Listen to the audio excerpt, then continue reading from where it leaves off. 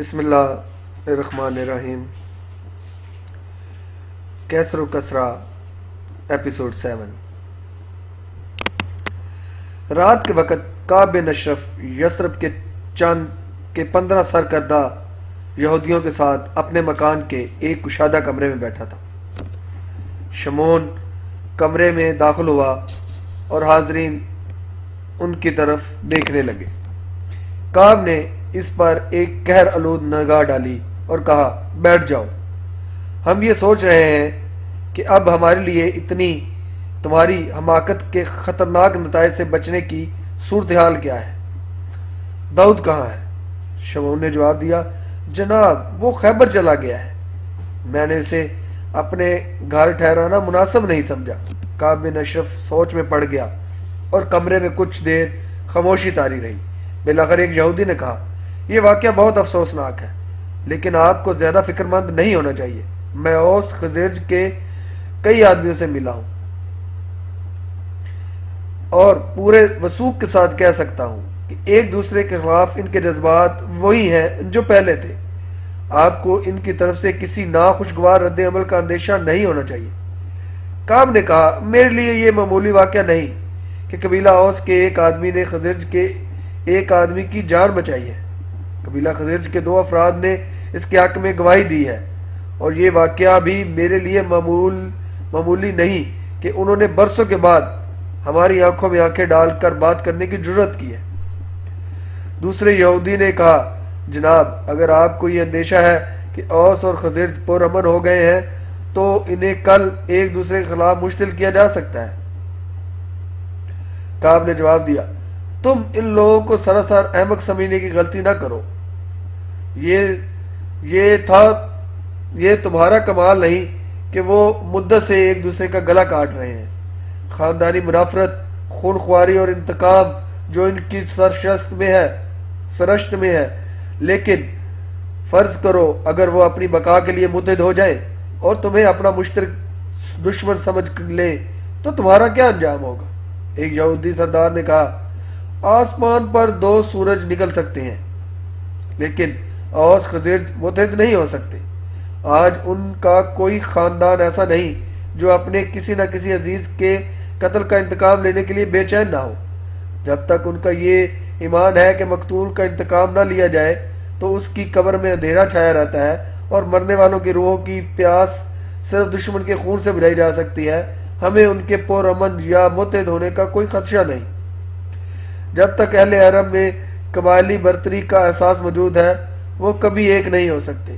کعب نے کہا، یہ درست ہے کہ عرب ضدی اور جاہل ہیں اور اپنی جہالت اور گمراہی پر فخر کرتے ہیں، لیکن تم نے شاید یہ نہیں سنا کہ مکہ میں ایک شخص جس نے نبوت کا دعویٰ کیا ہے اس جہالت اور بے راہ روی کے خلاف آواز بلند کر چکا ہے۔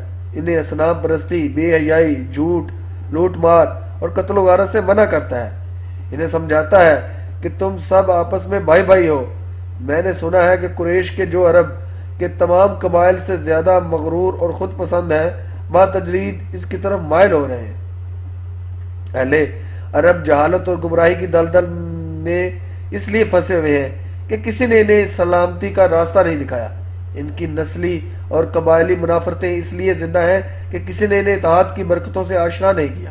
وہ اپنے معاشرے کی ہر برائی پر اس لیے نازاں ہیں کہ ان کے ہاں نیکی یا اچھائی کا تصور موجود نہیں، لیکن اگر کسی نے ان کی ذہنی کایا پلٹ دی تو وہ ایک ایسی قوت کے مالک بن جائیں گے جس کی مثال ماضی کی تاریخ پیش نہیں کر سکتی۔ یہ ایک ایسا سیل رواں ہوگا جو اپنے راستے کی ہر دیوار کو تنکوں کی طرح بہا لے جائے گا۔ یہودیوں کا ایک بااثر قبیلہ کنیکا کا ایک سردار نے لگاتے ہوئے کہا، اگر آپ کا اشارہ محمد کی طرف ہے تو آپ اطمینان رکھیں، وہ ہمارے لیے کوئی خطرہ پیدا نہیں کر سکتا۔ آپ اس کے متعلق سنی سنائی باتوں پر یقین مت کریں اور نہ ہی پریشان ہو۔ خدا کی قسم مکہ جا کر میں اسے دیکھ آیا ہوں، وہاں لوگ اس کا مذاق اڑاتے ہیں، اس کے راستے میں کانٹے بچھاتے ہیں۔ قریش کے چند آدمیوں کے سوا انتہائی بے بس، مفلس اور نادار لوگ اس کی طرف مائل ہوئے ہیں، اور ان کی حالت یہ ہے کہ انہیں آئے دن زد و کوب کیا جاتا ہے، انہیں جھلستی ہوئی ریت پر لٹایا جاتا ہے اور ان کے سینوں پر پتھر رکھ دیے جاتے ہیں، اور وہ یہ تمام اذیتیں برداشت کر رہے ہیں۔ ہاں، وہ اس کے سوا کر بھی کیا سکتے ہیں؟ مکہ میں قریش کا مقابلہ کرنے کا سوال ہی پیدا نہیں ہوتا۔ مجھے یقین ہے کہ وہ نبی یا تو قریش کے ہاتھوں قتل ہو جائے گا یا پھر اسے مکہ سے نکلنا پڑے گا، اس لیے آپ کو اس کے متعلق فکر مند ہونے کی ضرورت نہیں۔ ہمیں اس وقت یہاں کے مسائل پر غور کرنا چاہیے، اور اس جگہ کا اہم ترین مسئلہ یہ ہے کہ اوس اور خزرج جلد از جلد ایک دوسرے کے خلاف بھڑک اٹھے تاکہ عاصم یہودی جیسے لوگ ان کی توجہ ہماری طرف مبذول نہ کرا سکیں۔ کعب نے کہا، مکہ کے نبی کا ذکر کرنے سے میرا مقصد تمہیں مرعوب کرنا نہ تھا، میں صرف تمہارے ذہن میں یہ بات بٹھانی چاہتا تھا کہ تمہیں یہ فرض نہیں کر لینا چاہیے کہ اوس اور خزرج ہمیشہ ایک دوسرے سے برسروں پیکار رہیں گے۔ ان کے درمیان کسی وقت بھی مسالت نہیں ہو سکتی، وہ دو بھائیوں کی اولاد ہیں، ان کے خون ایک ہے، اس لیے ہمیں اس بات پر خاص توجہ دینی چاہیے کہ عاصم اور ادی جیسے لوگ ان پر اثر نہ ڈال سکیں۔ ایک یہودی بولا، جناب، آج یہ حالت ہے کہ اوس کا ہر آدمی عاصم کو ملامت کر رہا ہے اور خزرج کا ہر آدمی ادی اور اس کے بیٹے کی بزدلی اور بغیرتی کا تانا دے رہا ہے۔ آپ کو اس بات کی فکر نہیں ہونی چاہیے کہ یہ لوگ کسی کو متاثر کر سکتے ہیں۔ شمون، جو اب تک خاموش بیٹھا تھا، بولا، جناب، میں آپ کو ایک اچھی خبر سناتا ہوں۔ عاصم کا چچا میرا مقروض تھا اور وہ ابھی میرا قرضہ چکانے آیا تھا۔ کعب نے برہم ہو کر کہا، ہم سب تمہیں مبارکباد پیش کرتے ہیں، لیکن اس میں ہمارے لیے خوشی کی کون سی بات ہے؟ حاضرین ہنس پڑے، اور شمون نے اپنی پریشانی پر قابو پانے کی کوشش کرتے ہوئے کہا، جناب، میں یہ کہنا چاہتا تھا کہ میں نے اس سے قرضہ وصول نہیں کیا۔ کعب نے پوچھا، میں اس فیاضی کی وجہ دریافت کر سکتا ہوں؟ جناب، میں اسے خوش کرنا چاہتا تھا۔ میں نے اس سے کہا تھا کہ عاصم کے طرز عمل سے مایوس ہونے کی بعد تمہیں دوسروں کی اعانت کی ضرورت ہے۔ میں تمہارے خاندان کے مقتولین کا انتقام نہیں لے سکتا، لیکن اتنا ضرور کر سکتا ہوں کہ مناسب وقت آنے تک اس رقم کا تقاضا نہ کروں، اس لیے ابھی یہ رقم اپنے پاس رکھو۔ میں اس پر 1 سال تک تم سے کوئی سود نہیں لوں گا۔ اور وہ تمہاری اس فیاضی پر خوش ہو گیا تھا؟ جی ہاں، وہ یہ کہتا تھا کہ میں اس رقم سے اپنے قبیلے کے چند اور آدمیوں کو مسلح کر سکوں گا۔ اس نے مجھ سے باتیں کرتے ہوئے آج کے واقعات کا کوئی اہمیت نہ دی اور یہ سمجھتا تھا کہ ادی کے بیٹے نے عاصم پر جادو کر دیا ہے۔ کعب نے کہا، اب میں تمہیں یہ سمجھانا چاہتا ہوں کہ اگر تمہارے پاس خزرج کا کوئی آدمی آئے تو اس کے ساتھ بھی تمہارا یہی سلوک ہونا چاہیے۔ میں تم سب کو یہ نصیحت کرنا چاہتا ہوں، تم اوس اور خزرج دونوں کو اپنی حمایت کا یقین دلاتے رہو۔ اگر تمہارا روپیہ انہیں لڑائی پر آمادہ کر سکتا ہے تو اس سے بہتر مصرف اور کوئی نہیں ہو سکتا۔ اوس اور خزرج کو ایک دوسرے کے خلاف بھڑکانے کے لیے ان کے شورا سے بہت کام لیا جا سکتا ہے۔ تم در پردہ ان کی سرپرستی کرتے رہو۔ ادی، عمیر اور عاصم کے متعلق میں یہ کہنا چاہتا ہوں کہ مجھے یہ لوگ بہت خطرناک معلوم ہوتے ہیں۔ ممکن ہے ہمیں آگے چل کر ان کا تدارک کرنا پڑے، لیکن فی الحال ہمیں یہ دیکھنا چاہیے کہ وہ کیا کر سکتے ہیں۔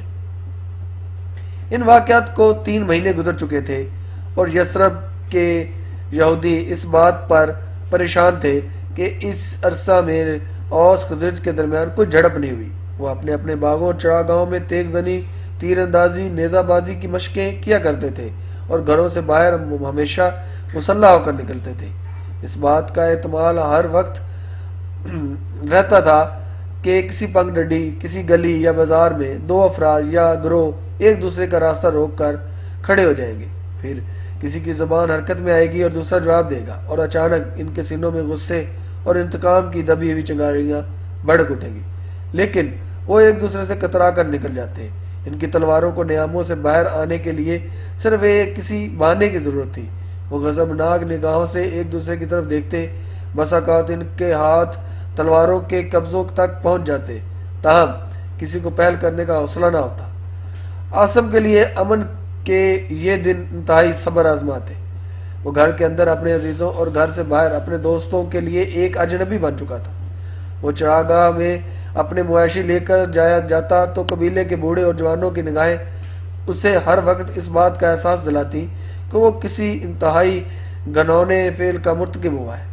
اسے مردانہ کھیل اب بھی پسند تھے اور وہ اپنے قبیلے کے نوجوانوں کے ساتھ تیغ زنی تیر اندازی کے مقابلوں میں حصہ لیا کرتا تھا، لیکن جب کوئی اسے اوس اور خزرج کی گزشتہ لڑائیوں کا ذکر چھیڑ کر اسے پرجوش کرنے کی کوشش کرتا تو وہ اضطراب کی حالت میں منہ پھیر لیتا۔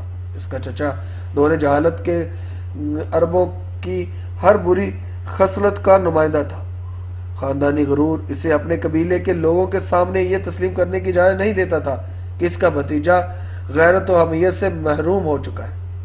وہ عاصم کے ناقابل فہم رد عمل کا صرف ایک ہی توجہ کرتا تھا، وہ یہ تھی کہ ادی یا اس کے بیٹے نے عاصم پر جادو کر دیا ہے۔ وہ اپنے ہر عزیز اور جان پہچان کے آدمی کو سمجھانے کی کوشش کرتا کہ میرا بھائی کا بیٹا ایسا نہیں تھا، وہ ایک شیر تھا اور خزرج کے کسی آدمی کو اس کی ہمسری کا دعویٰ نہ تھا۔ وہ اس کے راستہ چھوڑ کر بھاگ جاتے تھے۔ وہ اپنے بھائیوں اور عزیزوں کے خون کو کیسے بھول سکتا ہے؟ وہ قبیلے کے نوجوانوں کو مسلح کرنے کے لیے شام سے تلواریں لایا تھا۔ ہم نے اپنے بھائیوں اور عزیزوں کے انتقام تاکہ وہ اپنے بھائیوں اور عزیزوں کا انتقام لے سکے۔ منات کی قسم، اب اس پر جادو کا اثر ہے اور اس جادو کا اثر ظاہر کرنے کے لیے وہ کئی جتن کر چکا ہے۔ وہ قدید جا کر منات کے بت کے سامنے دعائیں مانگ چکا ہے۔ اس نے یثرب کے لوگوں سے تویز اور گنڈے حاصل کیے تھے۔ یثرب کے یہودی جو اسیب کا اثر ظاہر کرنے میں مشہور تھے، باری باری اس کے گھر آ چکے تھے، زبردستی اس کے ہاتھ پاؤں باندھ کر اس سے مختلف بوٹیوں کی دھونی دے چکے تھے۔ اس کے سامنے عجیب و غریب منتر پڑے گئے تھے اور کئی متبرک مقامات کی مٹی اس کے جسم میں پر ملی گئی تھی۔ عاصم احتجاج کرتا تھا، وہ چلا چلا کر کہتا تھا کہ میں بالکل ٹھیک ہوں، مجھ پر کسی کا جادو کا اثر نہیں، لیکن کوئی اس کی چیخو پکار پر کان دھرنے کو تیار نہ ہوتا۔ جب ابیرہ چاروں طرف سے مایوس ہو چکا تو شمون نے ایک ایسے یہودی کا پتہ دیا جو ہر اسیب کا علاج جانتا تھا۔ ابیرہ منت اور خوشامد کے بعد اس یہودی کو اپنے گھر لے آیا۔ اس نے مسلسل 3 پہر کئی منتر پڑھنے کے بعد ابیرہ کو علیحدہ لے جا کر کہا، تمہارے بھتیجے پر ایک خطرناک جادو چل گیا ہے، اب اس کا صرف ایک ہی علاج ہے، لیکن میں تمہیں بتا نہیں سکتا۔ کیوں؟ ابیرہ نے پریشان ہو کر پوچھا۔ اس لیے کہ میں ایک یہودی ہوں، اگر تم نے کسی کو بتا دیا تو میں مصیبت میں پھنس جاؤں گا۔ جب ابیرہ نے باری باری عرب کے تمام بتوں کا نام لے کر قسم کھائی تو میں اس بات کا کسی سے ذکر نہیں کروں گا، تو یہودی نے کہا، اگر عاصم اپنے ہاتھ سے جادو کرنے والے کو قتل کر دے اور اس کے بعد خون آلود تلوار میرے پاس لے آئے تو میں فوراً اس کا جادو کا اثر ظاہر کر دوں گا، لیکن جادو کس نے کیا ہے یہ معلوم کرنا آپ کا کام ہے۔ میں صرف یہ بتا سکتا ہوں کہ ایسا جادو کسی خطرناک دشمن کو زیر کرنے کے لیے کیا جاتا ہے۔ میں اس کے دشمن کو جانتا ہوں، ابیرہ نے کہا۔ اس کے بعد ابیرہ کے سامنے زندگی کا سب سے بڑا مسئلہ عاصم کو ادی اور اس کے بیٹے کو قتل پر آمادہ کرنا تھا، اور اس مقصد کے لیے وہ باری باری اپنے قبیلے کے ان شعراء کو گھر لایا کرتا تھا جن کی آتشی کلام عاصم کے دل میں غصے اور انتقام کی آگ بھڑکا سکتا تھا۔ یہ شعراء اس کے باپ اور بھائیوں کے دردناک قتل کے واقعات بیان کرتے تھے، ان کی قبروں کی تاریکی کا ہولناک منظر کھینچتے تھے، ان کی پیاسی روحوں کی فریاد سناتے تھے جو دشمن کے خون کے لیے پکار رہی تھی۔ آخر میں وہ ادی اور عمیر کی خوشیوں کا ذکر کرتے جنہوں نے جادو کا اثر سے قبیلہ اوس کے ایک قابل فخر نوجوان کو مردانہ خصائل سے محروم کر دیا تھا۔ ابیرہ کی انتھک کوششوں کو دیکھ کر کبھی کبھی عاصم کو یہ شبہ ہونے لگتا کہ شاید یہ باتیں صحیح ہوں، لیکن پھر وہ اپنے دل سے یہ سوال کرتا کہ اگر ادی یا عمیر نے مجھ پر جادو کر دیا ہے تو ان پر کس نے جادو کیا ہے؟ اگر میں نے عمیر کا اپنا دشمن جانتے ہوئے اس کی جان بچائی تو کیا انہوں نے بھری محفل میں میری حمایت نہیں کی؟ اگر میرے عزیز و اقارب مجھے یہ طعنہ دیتے ہیں کہ میں نے اپنے باپ اور بھائیوں کا خون بھول چکا ہوں، تو کیا ادی کو اس کے عزیز و اقارب یہ طعنہ نہیں دیتے ہوں گے کہ وہ اپنے 3 بیٹوں اور 2 بھائیوں کا خون بھول چکا ہے؟ پھر وہ سمیرہ کے متعلق سوچتا اور اسے اپنے تیر و تار ماحول میں نئی امیدوں اور آرزوؤں کے چراغ جھلملاتے دکھائی دینے لگتے۔ سمیرہ سے پہلی ملاقات کے بعد وہ پورے 1 مہینے ایک ناقابل برداشت ذہنی کشمکش میں مبتلا رہا کہ میں وہاں نہیں جاؤں گا، مجھے اس سے دوبارہ ملاقات کی کوشش نہیں کرنی چاہیے، زندگی میں ہمارے راستے اور منزلیں مختلف ہیں۔ ادی کو ایک اتفاقی حادثہ نے متاثر کیا ہے، لیکن وہ اپنی بیٹی کے متعلق کوئی طعنہ برداشت نہیں کرے گا، اور سمیرہ کو بھی یہ معلوم ہے کہ میں اسے مایوسی کے آنسوؤں کے سوا کچھ نہیں دے سکتا۔ لوگ میرا مذاق اڑائیں گے، ہمارا مذاق اڑائیں گے، اور سرزمین عرب کا کوئی گوشہ ہمیں پناہ نہیں دے سکے گا۔ میں اسے دوبارہ نہیں دیکھوں گا۔ پھر جب نیا مہینہ قریب آ رہا تھا تو اسے اپنے خیالات عزائم میں ایک لچک سی محسوس ہونے لگی۔ وہ سوچتا جب جنوب کے افق سے وہ تابناک ستارہ نمودار ہوگا تو وہ میری راہ دیکھ رہی ہوگی۔ اگر میں وہاں نہ گیا تو وہ خیال کرے گی نہیں، مجھے ایک بار اس سے ضرور ملنا چاہیے، صرف یہ بتانے کے لیے کہ یہ سراسر دیوانگی ہے، ایک ایسا خواب ہے جس کی تعبیر ممکن ہی نہیں۔ میری تنگ اور طریق دنیا میں تمہارے لیے کوئی جگہ نہیں، تم میرے قبیلے کے ہر فرد کو اپنا دشمن پاؤ گی، اور تمہارے قبیلے کا ہر فرد تمہارے باپ اور بھائیوں کو تانے دے گا۔ سمیرہ، تمہاری عاقبت اسی میں ہے کہ تم مجھے بھول جاؤ۔ پھر جب رات کے وقت وہ ٹیلے کے دامن میں کھڑے ایک دوسرے کی دھڑکنیں سن رہے تھے، یہ ان میں سے کسی کو بھی اس بات کا احساس نہ تھا کہ وہ کہاں سے آئے ہیں اور کہاں جا رہے ہیں۔ وہ ماضی کی تلخیوں اور مستقبل کے خدشات بھول چکے تھے۔ وہ جس حال میں سانس لے رہے تھے اس کا ایک ایک لمحہ انہیں ماضی کے برس ہا برس پر حاوی معلوم ہوتا تھا۔ سمیرہ وہ کہہ رہا تھا، میں تمہیں یہ بتانے آیا تھا کہ میں دوبارہ یہاں نہیں آؤں گا۔ سمیرہ ہنس پڑی۔ وہ طریق رات کے دامن اچانک مسرت کے ان گنت ستاروں سے جگمگانے لگا۔ عاصم کو اپنے الفاظ کھوکھلے اور بے معنی اور مذکہ خیز محسوس ہونے لگے۔ وہ ایک دوسرے کے قریب بیٹھ گئے اور عاصم نے قدرہ سنجیدہ ہو کر کہا، سمیرہ، تمہیں میری بات کا یقین نہیں آیا؟ کس بات کا؟ یہی کہ میں پھر نہیں آؤں گا۔ وہ بولی، نہیں، اگر آپ یہ بات 1000 بار دہرائیں تو بھی یقین نہیں کروں گی۔ کیوں؟ مجھے معلوم نہیں، میں صرف اتنا جانتی ہوں کہ آپ کسی کا دل نہیں دکھا سکتے، لیکن اس کا انجام کیا ہوگا مجھے معلوم نہیں۔ تمہیں یہ بھی معلوم نہیں کہ اوس خزرج ایک دوسرے کے دشمن ہیں، اور ان کے دشمن ہمارے درمیان آگ کے ایک پہاڑ کی طرح حائل ہوں گے۔ اس وقت مجھے آگ کا پہاڑ دکھائی نہیں دیتا۔ سمیرہ نے دوبارہ ہنسنے کی کوشش کی، لیکن ایک مخموم قہقہ اس کے حلق میں اٹک کر رہ گیا۔ کچھ دیر دونوں خاموش رہے۔ بالآخر عاصم نے پوچھا، تم کیا سوچ رہی ہو سمیرہ؟ اس نے جواب دیا، میں یہ سوچ رہی ہوں کہ ہم نے دن کی روشنی میں ایک دوسرے کو نہیں دیکھا۔ تم جانتی ہو کہ دن کی روشنی میں ہم ایک دوسرے کو شاید کبھی نہیں دیکھ سکیں گے، اور یہ بھی محض اتفاق تھا کہ ہم نے پچھلی دفعہ چراغ کی روشنی میں ایک دوسرے کو دیکھ لیا تھا۔ ہماری رفاقت طریق رات کے مسافروں کی رفاقت ہے، اور طریق رات میں بھٹکنے والے مسافر کبھی کبھی ایک دوسرے سے بچھڑ بھی جایا کرتے ہیں۔ سمیرہ نے گفتگو کا رخ بدلتے ہوئے کہا، کاش ہم 2 ستارے ہوتے اور ساری رات ایک دوسرے کو تکتے رہتے۔ تمہیں ستارے بہت پسند ہیں؟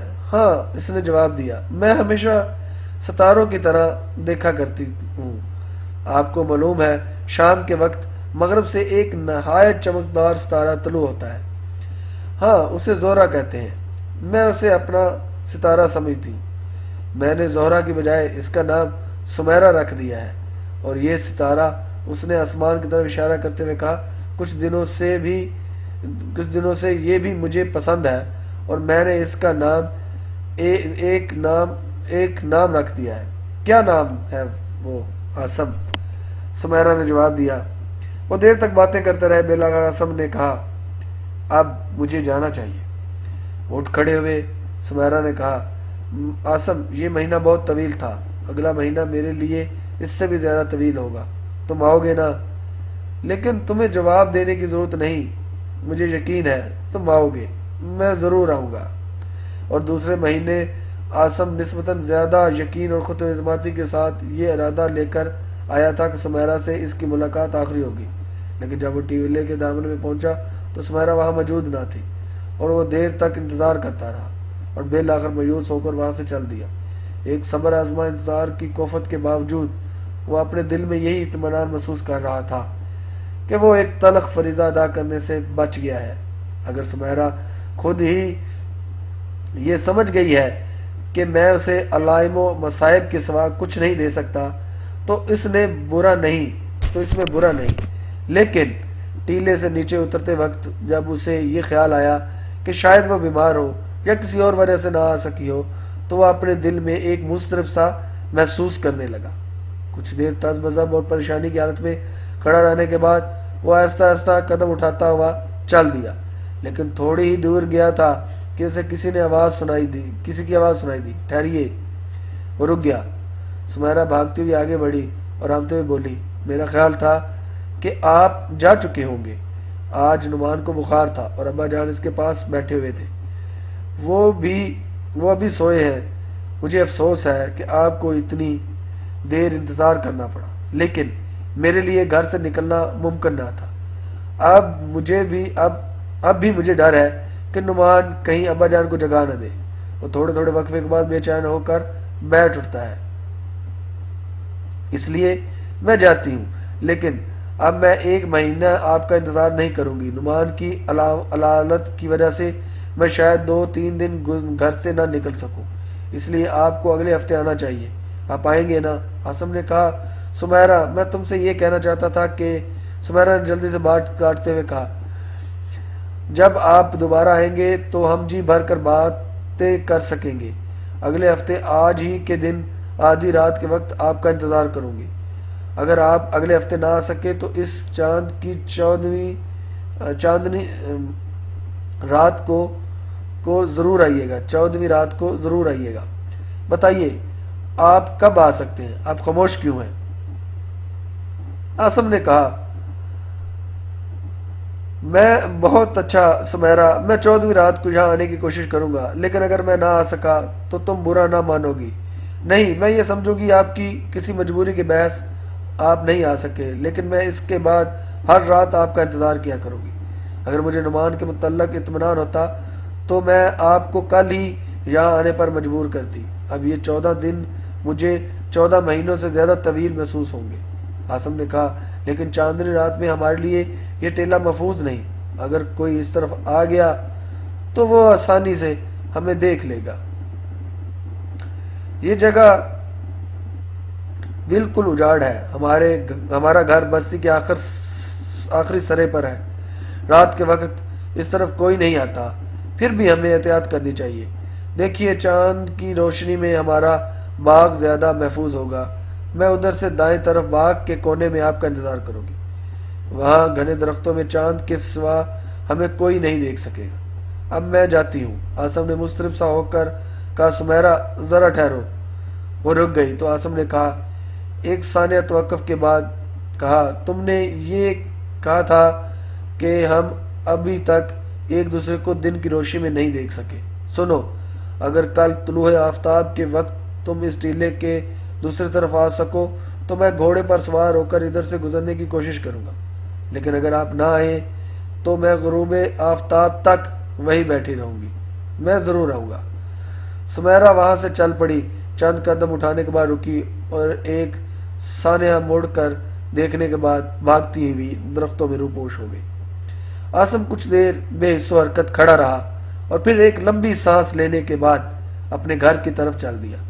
اسے اس بات کا احساس ضرور تھا کہ وہ اپنے فیصلے پر قائم نہیں رہ سکا، لیکن وہ کسی پریشانی یا اضطراب کی بجائے ایک طرح کا سکون اور اطمینان محسوس کر رہا تھا۔ وہ اپنے دل میں کہہ رہا تھا یہ اچھا ہوا کہ مجھے اس سے بات کرنے کا موقع نہیں ملا۔ اتنی مختصر سی ملاقات میں میں اسے کس طرح تمام باتیں سمجھا سکتا تھا؟ اس کے آنسو پوجتے تسلی دینے اور حال اور مستقبل کی ہولناکیوں کے متعلق اسے اپنا ہم خیال بنانے کے لیے وقت کی ضرورت تھی۔ لیکن کیا یہ درست ہے کہ اگر آج مجھے اس کا ساتھ اطمینان سے باتیں کرنے کا موقع مل جاتا تو یہ ہماری آخری ملاقات ہوتی؟ عاصم نے اپنے دل کی گہرائیوں میں اس سوال کا جواب تلاش کر رہا تھا۔ اسے محسوس ہوتا تھا کہ اسے بے پناہ محبت ہے اور اس کی ذہنی اثار کی تمام بنیادیں مسمار ہو رہی ہیں، اور وہ ایک ایسی چیز سے نجات حاصل کرنے کی کوشش کر رہا ہے جو اس کی روح کی گہرائیوں میں اتر چکی ہے۔ اس کا سکون اطمینان پھر ایک بار اضطراب میں تبدیل ہو رہا تھا۔ وہ کہہ رہا تھا، سمیرا، کاش ہم ایک دوسرے کو نہ دیکھتے، کاش تم مودی کی بیٹی اور میں سہیل کا بیٹا نہ ہوتا۔ تمہیں کیسے سمجھا سکوں گا کہ ہم ایک دوسرے کے لیے نہیں ہیں؟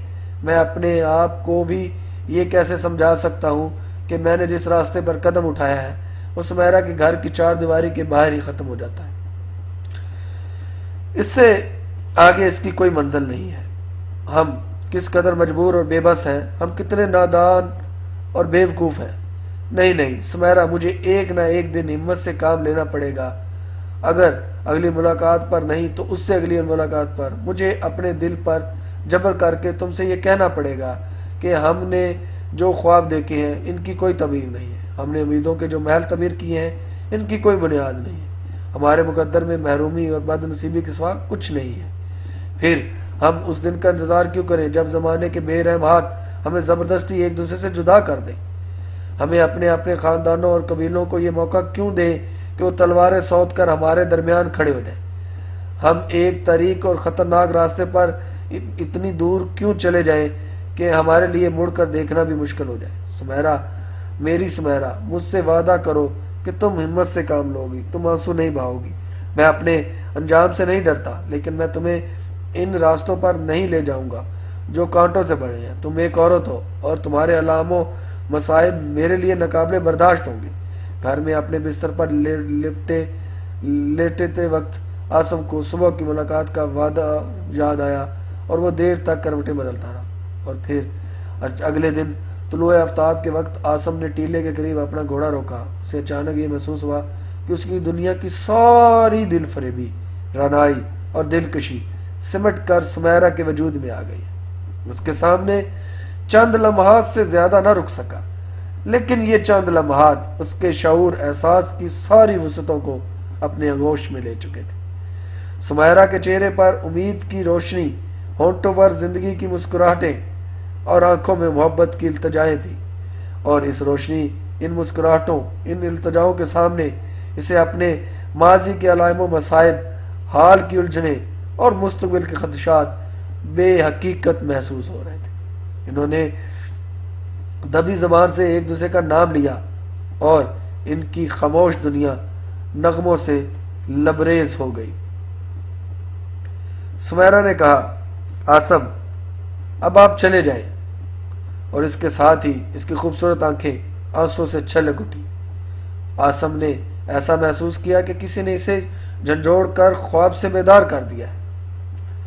اس نے ادھر ادھر دیکھا، گھوڑے اور گھوڑے کو ایڑ لگا دی۔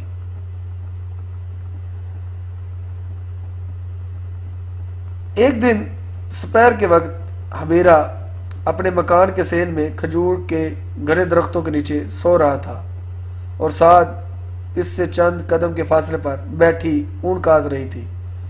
عاصم سین میں داخل ہوا اور سعد نے اسے دیکھتے ہی منہ پھیر کر یہ گیت گانا شروع کر دیا۔ دشمن نے میرے غمزار پر جادو کر دیا ہے، اس کے ہاتھ تلوار اٹھانے کے قابل نہیں رہے۔ اب ان روحوں کی پیاس کون بجھائے گا جو دشمن کے خون کے لیے تڑپ رہی ہے؟ عاصم کچھ دیر غصے اور اضطراب کی حالت میں کھڑا رہا، اور بالآخر اس نے کہا، سعد، اگر تم نے میرے سامنے دوبارہ یہ گیت گانے کی کوشش کی تو میں تمہارا چرخہ توڑ ڈالوں گا۔ سعد نے بے پرواہی سے جواب دیا، میرا چرخہ توڑنے کے سوا آپ اور کیا کر سکتے ہیں؟ لیکن اس میں خون نہیں ہے جو آپ کے باپ اور بھائیوں کی روحوں کی پیاس بجھا سکے۔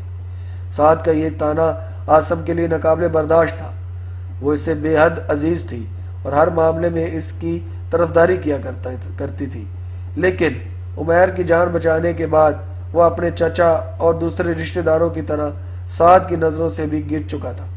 ابتدا میں وہ اس سے یہ کہا کرتی تھی کہ میری سہیلیاں مجھے طعنہ دیتی ہیں کہ تمہارا غمزار بزدل ہو گیا ہے، لیکن جب اس قسم کی باتیں بے اثر ثابت ہوئیں تو اس نے اپنے والدین کی تقلید میں اسے چڑھانا شروع کر دیا تھا۔ اس طرز عمل نے عاصم کے لیے گھر کی فضا کو بہت زیادہ مسموم بنا دیا۔ اس نے کہا، سعد، تمہیں زیادہ دن اس قسم کے گیت گانے کی ضرورت پیش نہیں آئے گی، میں یہاں سے جا رہا ہوں۔ سعد نے چونک کر اس کی طرف دیکھا اور پوچھا، آپ کہاں جا رہے ہیں؟ تمہیں اس سے کیا؟ سعد کچھ دیر بے حس و حرکت بیٹھی اس کی طرف دیکھتی رہی اور اس کی آنکھوں میں آنسو چھلکنے لگے۔ بالآخر اس نے کہا، بھائی جان، اگر آپ مجھ سے خفا ہو گئے ہیں تو بھی کبھی ایسے گیت نہیں گاؤں گی۔ عاصم نے قدر نرم ہو کر کہا، میں تم سے خفا نہیں ہوں، لیکن کچھ عرصے کے لیے میرا یہاں سے جانا ضروری ہے۔ سعد نے کہا، نہیں نہیں ابا جان، آپ کو اجازت نہیں دیں گے۔ حبیرہ نے اچانک آنکھیں کھولی اور اٹھ کر بیٹھتے ہوئے کہا، کیا بات ہے عاصم، تم کہاں جا رہے ہو؟ میں شام جا رہا ہوں، حبیرہ نے مضطرب ہو کر کہا۔ تم گھر چھوڑ کر بھاگنا چاہتے ہو؟ نہیں، میں تجارت کی نیت سے جا رہا ہوں، لیکن تم جانتے ہو کہ ایرانی لشکر کی پیش قدمی کے باعث عرب کے تاجر شام کا رخ نہیں کرتے۔ عاصم نے جواب دیا، مجھے پرسوں یہ اطلاع ملی تھی کہ قبیلہ غطفان کے تاجر جن کے ہمراہ میں یروشلم سے سفر کیا تھا ان قریب دوبارہ شام جا رہے ہیں۔ میں ان کے ساتھ جانا چاہتا ہوں۔ سر دست ایرانیوں کی پیش قدمی سے دمشق اور یروشلم کو کوئی خطرہ نہیں۔ شمال کے شہروں میں سراسیمگی کی وجہ سے صرف یہ ہے کہ وہاں سے بعض خوشحال لوگ اپنا مال و متاع سمیٹ کر قسطنطنیہ اور اسکندریہ کا رخ کر رہے ہیں، لیکن اس کا ایک نتیجہ یہ بھی ہے کہ وہاں بعض قیمتی اشیاء نہایت سستے داموں بک رہی ہے۔ اگر آپ مجھے پچھلے نفع میں سے کچھ رقم دے سکیں تو میرا یہ سفر بھی بہت کامیاب ہوگا۔ اگر میں نے دمشق سے آگے جانے میں کوئی خطرہ محسوس کیا تو میں وہیں سے واپس آ جاؤں گا۔ اب تک دمشق اور شام کے شمالی علاقوں سے تاجروں کے کئی اور قافلے دمشق پہنچ چکے ہوں گے اور وہاں کپڑا بھی سستا ہو گیا ہوگا۔ اگر تجھے اس سفر سے کسی فائدے کی امید نہ ہو تو بھی کچھ عرصے مجھے میرا گھر سے دور رہنا ضروری ہے۔ حبیرہ دیر تک سر جھکائے سوچتا رہا، پھر اس نے عاصم کی طرف دیکھا اور کہا، میں تمہارے حصے کی رقم کو ہاتھ نہیں لگاؤں گا، وہ تم جب چاہو لے سکتے ہو، لیکن مجھے تمہاری تجارت سے کوئی دلچسپی نہیں۔ اب مجھے لوگوں کا یہ طعنہ بھی سننا پڑے گا کہ میرا بھتیجا بنو خزرج کے خوف سے گھر چھوڑ کر بھاگ گیا ہے۔ تم اگر چاہو تو اپنے حصے کے باغ بھی فروخت کر سکتے ہو۔ عاصم نے کہا، چچا جان، آپ کو معلوم ہے کہ میں لڑائی سے نہیں ڈرتا، لیکن اوس خزرج کی لڑائی کا نتیجہ ہم دونوں کی تباہی کے ساتھ کچھ نہیں ہو سکتا، اس سے صرف یہودیوں کا فائدہ پہنچ سکتا ہے۔ حبیرہ نے کہا، یہ تمہارے خیالات نہیں ہو سکتے، یہ کسی کا جادو بول رہا ہے۔ یہ درست ہے کہ گزشتہ جنگ میں تعداد اور اسلحے کی برتری کے باعث خزرج کا پلہ بھاری رہا تھا، لیکن فتح کے باوجود دشمن کے کئی مہینے ہمارے سامنے آنے کی ضرورت نہ ہوئی۔ اس کے بعد دشمن نے اچانک تمہارے باپ کو قتل کر دیا اور ہمارے لیے یہ ضروری ہو گیا کہ آئندہ لڑائی کے لیے پہل ہم کریں۔ جب تم شام سے تلواریں خریدنے گئے تھے تو خزرج نے ہمیں متعدد بار لڑائی کے لیے للکارا تھا، لیکن میں نے انہیں بجھا کر اپنے قبیلے کے آدمیوں کو جوش ٹھنڈا کر دیا۔ میں انہیں یہ سمجھایا کرتا تھا کہ کچھ دن صبر و تحمل سے کام لے لو، تمہیں لڑائی کے لیے اچھی تلواروں کی ضرورت ہے، اور عاصم تمہارے لیے شام سے بہترین تلواریں لا رہا ہے۔ تمہیں لڑائی میں ایک بہادر رہنما کی ضرورت ہے، اور عاصم تمہارے لیے شام سے آ رہا ہے۔ وہ میرے بھتیجے کے سوا کوئی اور نہیں ہے، تمہیں اس کا انتظار کرنا چاہیے۔ قبیلے کے جوان مجھ سے بار بار پوچھا کرتے تھے کہ عاصم کب آئے گا، ہمیں اپنے دشمنوں سے بزدلی اور بغیرتی کے طعنے کب تک سننا پڑیں گے، لیکن تم آئے تو تمہاری دنیا بدل چکی تھی۔ قبیلے کی عزت اور نموز کا لحاظ تو درکنار، تمہاری نگاہوں میں اپنے باپ کے خون کی بھی کوئی قیمت نہ تھی۔ اب قبیلے کے لوگ مجھ پر ہنستے ہیں، کاش میں اس دن کے لیے زندہ نہ رہتا، لیکن مجھے تم سے کوئی گلہ نہیں۔ میں سب عمیر یا عدی کے جادو کا یہ سب عمیر یا عدی کے جادو کا اثر ہے، اور مجھے معلوم ہے کہ جب تک تم اپنی تلوار سے ان کا خون نہیں بہاتے اس خطرناک جادو کا اثر زائل نہیں ہوگا۔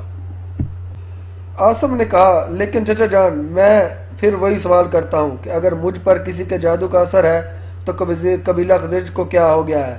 انہوں نے بھی تو 2.5 مہینے لڑائی کے لیے پہل کرنے کی ضرورت نہیں کہی۔ حبیرہ نے جواب دیا، انہیں پہلے کرنے کی کیا ضرورت ہے؟ وہ جانتے ہیں کہ وہ فاتح ہیں اور اپنے ہر مقتول کا قصاص لے چکے ہیں۔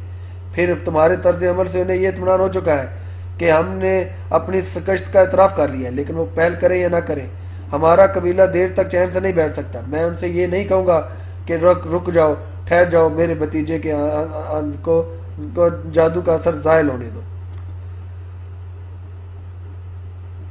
آج کی قسط کے لیے اتنا ہی، انشاءاللہ اگلی قسط کے ساتھ بہت جلد دوبارہ حاضر ہوں گے۔ اور میں دوبارہ ریکویسٹ کرتا ہوں کہ جن لوگوں نے میرے چینل کو ابھی تک سبسکرائب نہیں کیا پلیز وہ سبسکرائب کریں اور بیل آئیکن کو دبا دیں۔ خدا حافظ۔